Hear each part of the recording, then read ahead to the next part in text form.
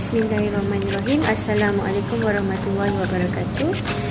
Okey, dalam video ini kami akan membentangkan mengenai jenayah samun dan mencuri. Okey, ini adalah ahli kumpulan saya Nur Azira binti Misbah dan sahabat saya Sofia binti Osman dan juga Muhammad Helmi Nur Rashid bin Abdul Halim. Okey, isi kandungan dalam video ini adalah mengenai pengertian samun atau mencuri, jenis-jenis samun dan mencuri, kesan buruk jenayah samun dan mencuri, isu di Malaysia, hukuman dan penyelesaian isu jenayah dalam SKPMG.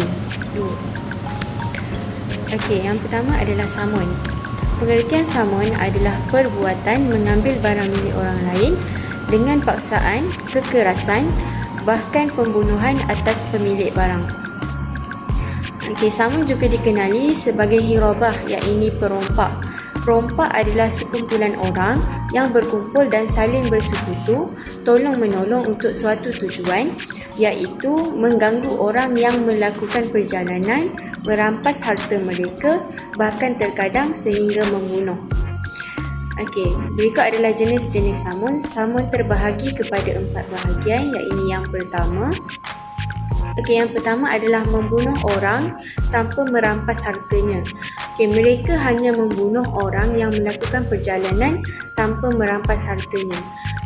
Okey, untuk jenayah orang yang melakukan jenayah membunuh orang tanpa merampas hartanya, mereka akan dikenakan hukuman dibalas bunuh kerana mereka membunuh. Okey, seterusnya jenis yang kedua adalah membunuh serta merampas harta. Mereka yang membunuh serta merampas harta orang lain yang melakukan perjalanan, mereka akan dikenakan hukuman mati dan juga disalib. Disalib ini seperti menggantungkan orang yang melakukan jenayah di dua kayu yang dipalang selama 3 hari, dan selepas 3 hari mereka meninggal dunia dan selepas itu akan dimandikan, dikafankan dan disolatkan. Okey, seterusnya jenis yang ketiga hanya merampas harta benda. Okey, mereka yang merampas harta benda tidak disertai tindakan pembunuhan. Okey, mereka hanya merampas harta benda sahaja dan hukuman bagi mereka adalah tangan dan kaki mereka hendaklah dipotong secara bersilang. Sebagai contoh, apabila tangan kanan mereka dipotong dan perlu diiringi dengan kaki kiri. Begitu juga jika mereka dipotong dengan tangan kiri, kaki kanan mereka juga akan dipotong. Okey, jenis yang keempat hanya menakut-nakutkan orang sahaja. Mereka hanya menakut-nakutkan orang yang sedang melakukan perjalanan tanpa merampas harta dan tidak membunuh. Bagi orang yang tersebut, mereka perlu dihukum dengan hukuman penjara ataupun dibuang daerah. Bagi orang yang dipenjarakan, mereka akan dibebaskan apabila mereka telah bertaubat dan tidak akan mengulangi perkara yang sama. Okey, seperti firman Allah Ta'ala yang bermaksud, hanya balasan orang-orang yang memerangi Allah dan Rasul serta melakukan bencana kerosakan di muka bumi ialah dengan dibalas bunuh. Okay, iaitu kalau mereka membunuh sahaja dengan tidak merampas, atau dipalang bagi kalau mereka membunuh dan merampas, atau dipotong tangan dan kaki mereka bersilang jika mereka merampas sahaja, atau dibuang negeri kalau mereka hanya menunggu ketenteraman umum. Hukuman yang demikian itu adalah suatu kehinaan di dunia bagi mereka dan di akhirat kelak. Mereka beroleh azab siksa yang amat besar, daripada surah Al-Ma'idah ayat 33. Baik, seterusnya mencuri. Okay, mencuri dari segi bahasa ialah pengambilan harta benda secara diam-diam. Dari segi istilah, mengambil barang atau benda orang lain secara sembunyi tanpa keizinan pemilik atau mengambil tanpa pengetahuan pemiliknya daripada tempat simpanan yang sepatutnya. Okey, mencuri terbahagi kepada 3 bahagian ataupun 3 jenis. Yang ini yang pertama, Yang pertama, terpaksa kerana darurat. Orang yang terpaksa mencuri kerana darurat ini sebagai contoh orang yang perlukan makanan untuk hidup tetapi tiada sumber keuangan.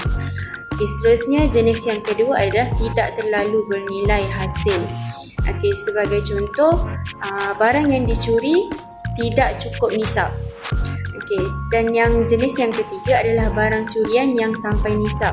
Sebagai contoh, barang yang bernilai lebih daripada 1/4 dinar. Daripada 3 jenis ini, bagi yang terpaksa kerana darurat, hukumannya dimaafkan. Dan orang yang tidak terlalu bernilai hasil yang dicuri, hukumannya adalah ta'zir. Dan barang curian yang sampai nisab, hukumannya adalah dipotong anggota badan seperti tangan. Dalam firman Allah Ta'ala, mencuri merupakan suatu perbuatan yang berdosa besar dan diharamkan dalam syariat Islam.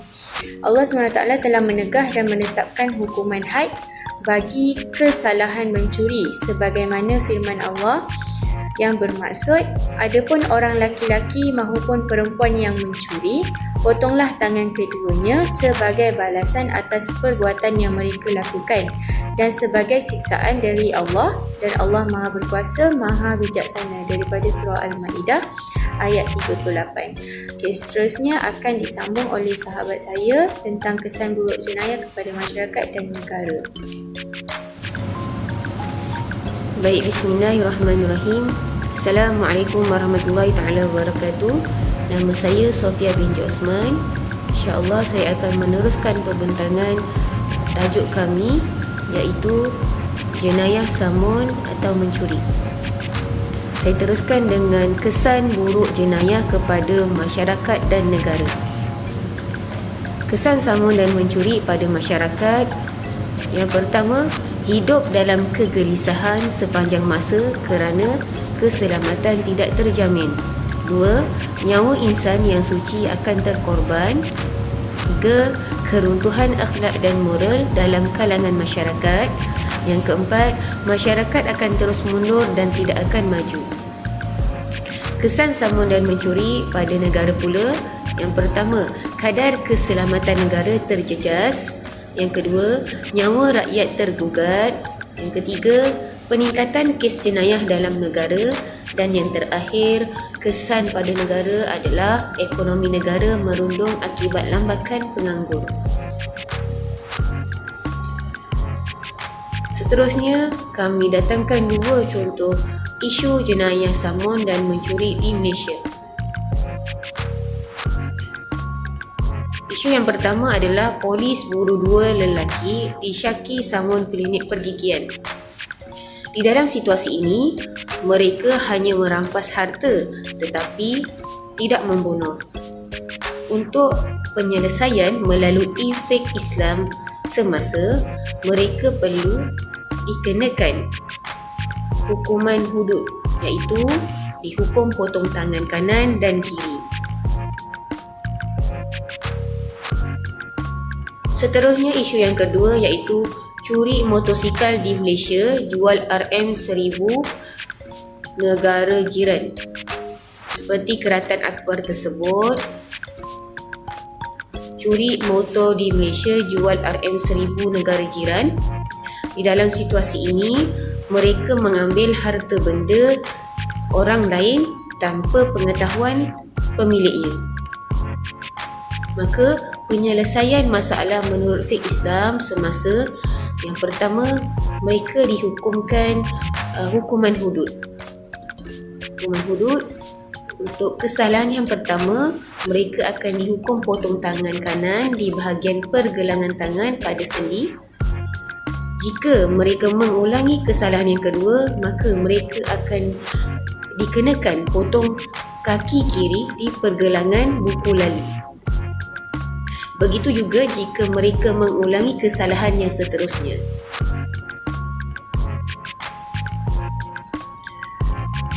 Seterusnya, hukuman jenayah samun dan mencuri menurut fiqh semasa. Hudud. Apa yang dimaksudkan dengan hudud? Hukuman hudud ialah jenayah yang ditetapkan hukuman keseksaannya oleh Allah Subhanahu Wa Taala. Maksud hukuman hudud ialah hukuman yang ditetapkan itu mesti dijalankan sebagaimana yang ditetapkan di dalam Al-Quran dan As-Sunnah. Hudud melibatkan kesalahan zina, qazaf, mencuri, hirabah, minum arak, menderhaka dan murtad. Hukuman hudud ini telah ditentukan kadarnya oleh Allah Subhanahu Wa Taala dan tidak boleh ditambah atau dikurangkan daripada ketentuan itu. Ia bersifat kekal dan tidak boleh diubah sehingga hari kiamat. Hukuman ini dianggap sebagai hak Allah Subhanahu Wa Taala dan tujuannya untuk kepentingan masyarakat bagi menghindari keburukan dan membawa manfaat kepada mereka. Kesan pelaksanaan hudud ini ada 3. Yang pertama, akidah, 2, ekonomi dan ketiga, keamanan. Bagi akidah, kesannya pelaksanaan hudud akan menyuburkan nilai-nilai kesucian dalam masyarakat, menutup pintu-pintu kerosakan yang menghancurkan keharmonian individu dan keluarga. Bagi kesan ekonomi pula, memelihara keselamatan harta benda dan membangunkan ekonomi dan memperkasakan bidang pekerjaan. Kesan yang terakhir adalah kesan bagi keamanan, memberi keamanan kepada nyawa, maruah dan harta benda. Seterusnya, kesan positif hukuman jenayah kepada masyarakat dan negara. Kesan positifnya adalah yang pertama, undang-undang hudud ini bertujuan untuk menyelamatkan masyarakat daripada individu yang melakukan jenayah ini mengulangi perkara yang sama. 2. Menjaga harta benda daripada dicerobohi. 3. Mengekalkan keamanan dalam masyarakat. Yang keempat, menyebabkan mereka yang ingin melakukan jenayah mencuri berfikir 2 kali sebelum melakukan jenayah tersebut. Yang keempat, mencegah daripada kes pencurian berleluasa. Dan yang terakhir, memuliakan pekerjaan yang halal. Baik, itu saja pembentangan saya pada hari ini. Saya teruskan dengan pembentangan yang seterusnya kepada sahabat saya. Terima kasih. Bismillahirrahmanirrahim. Baik, seterusnya saya Muhammad Helmi akan membentangkan dapatan mengenai penyelesaian masalah jenayah melalui SKPMG 2. Baik, dalam SKPMG ada beberapa peranan yang telah ditekankan. Yang pertama, peranan guru sebagai perancang. Kita boleh lihat guru perlulah merancang PDPC secara profesional dan sistematik dengan menyediakan RPH, menentukan kaedah pentaksiran, menyediakan sumber pendidikan, menetapkan ruang sebagai tempat pembelajaran yang spesifik mengikut keupayaan murid, peruntukan masa dan arahan yang berkuat kuasa. Sebagai contoh, guru berperanan untuk merancang aktiviti di dalam bilik darjah dengan sentiasa mengingatkan pelajar tentang isu jenayah dan keselamatan sama ada di dalam sekolah maupun luar sekolah. Seterusnya, peranan guru sebagai pengawal. Sebagai contoh, guru berperanan untuk mengawal segala proses aktiviti di dalam bilik darjah bagi memastikan tingkah laku setiap pelajar dapat dikawal dan tiada pelajar yang cuba mengganggu rakan ataupun membuat kecurian. Di sini, guru juga boleh menekankan jikalau ada sesuatu keadaan yang membuatkan pelajar itu berada dalam keadaan yang tidak mencukupi. Contoh, bila kita tak ada duit, apa yang kita kena buat? Dari situ, murid dan guru boleh berkongsi idea serta memupuk suatu nilai yang dapat daripada peranan guru sebagai pengawal kepada murid-murid. Baik, seterusnya, guru sebagai pembimbing. Guru berperanan untuk memberi tunjuk ajar tentang kesan buruk terhadap individu yang melakukan jenayah. Selain murid perlu menguasai isi pelajaran dan memandu murid membuat keputusan dan menyelesaikan masalah menggunakan sumber pendidikan.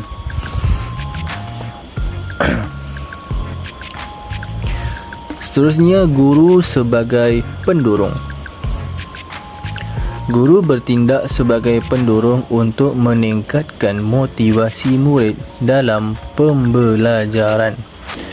Guru berperanan untuk merangsangkan murid untuk berkomunikasi dengan mengemukakan soalan yang menjurus kepada pemikiran kritis dan kreatif dan membuat keputusan bukan sahaja dalam pembelajaran, malah dalam kehidupan murid akan datang. So di sini kita akan nampak guru bukan sahaja sebagai pendidik secara langsung dan secara formal di dalam kelas, malah di situlah para guru dan para pendidik perlu bertindak sebagai pendorong meningkatkan motivasi, pendorong memupuk nilai dalam setiap diri pelajar. Dengan itu, boleh dilakukan dengan komponen dan metod-metod untuk merangsangkan murid yang berkomunikasi dengan mengemukakan soalan. Kita dapat lihat di sini adalah bermaksud pendidikan ataupun komunikasi, dua hala, di mana guru juga memainkan peranan sebagai pencetus idea dan murid akan meneruskan pencetus idea itu melalui soalan kreatif dan kritis. Kita perlu menggerakkan murid-murid supaya terus berfikir untuk mencapai dan menghasilkan sesuatu, memikirkan sesuatu fikiran ataupun buah idea yang baru kepada sesuatu masalah. Seterusnya, peranan guru dalam SKPMG 2, guru sebagai penilai. Guru bertindak sebagai penilai untuk mengesan tahap penguasaan murid. Guru berperanan untuk menggunakan pelbagai kaedah dalam menjalankan aktiviti atau pendedahan mengenai bahaya jenayah yang akan merosakkan diri, keluarga dan masyarakat. Dalam aspek guru sebagai penilai ini adalah paling penting kerana awal permulaan nilai itu bermula daripada hati dan dalam setiap individu. Maka di situlah titik bermulanya segala pemikiran, segala aktiviti yang akan berlaku dan terkesan kepada masyarakat. Apabila rosaklah diri, maka rosaklah yang lain. Bila merosakkan yang lain, dia akan merosakkan sebuah bangsa dan juga sebuah negara. Baik, yang terakhir, murid sebagai pembelajar aktif.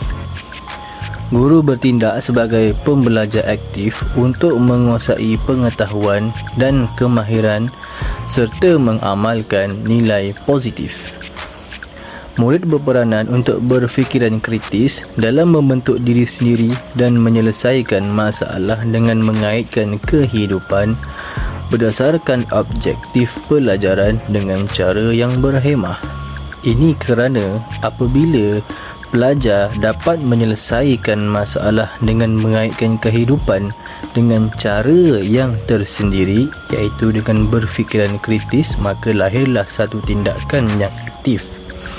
Oleh itu, apabila dia dapat menyelesaikan sesuatu masalah dengan sendiri dan kemahiran yang dipupuk dalam satu subjek pembelajaran, ia akan dapat disebarkan dan disampaikan kepada masyarakat yang lain ataupun individu yang lain.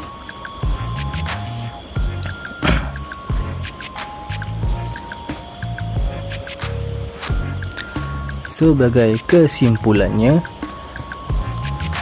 Guru merupakan salah satu peranan penting dalam pencegahan jenayah daripada berleluasa. Hal ini kerana guru adalah pendidik yang menjadi contoh teladan kepada murid. Guru yang memberi manfaat kepada anak murid akan mendorong pelajar itu menjadi orang yang bermanfaat kepada kehidupan. Jika guru mengabaikan tugasan membina akhlak mulia, pelajar juga tidak dapat membentuk peribadi yang mulia. Oleh kerana kurangnya didikan akhlak mulia, maka isu-isu jenayah daripada kalangan pelajar juga akan semakin meningkat. Jenayah ataupun pencegahan jenayah yang dapat kita simpulkan ianya bermula mestilah daripada sesuatu persekitaran yang kecil, kemudian ianya membiak dan berleluasa kepada kawasan yang besar. Baik, jenayah juga bukan sahaja dapat dihapuskan ataupun dibanteras dengan cara oleh pihak berkuasa dengan hukuman undang-undang, malah dengan cara dalam pendidikan juga aspek nilai untuk mencegah jenayah dari terus berleluasa adalah penting, kerana di situlah bermulanya suatu nilai yang dipupuk dalam setiap individu sejak awal peringkat usia. Baik, itu sahaja daripada kami. Sekian, terima kasih.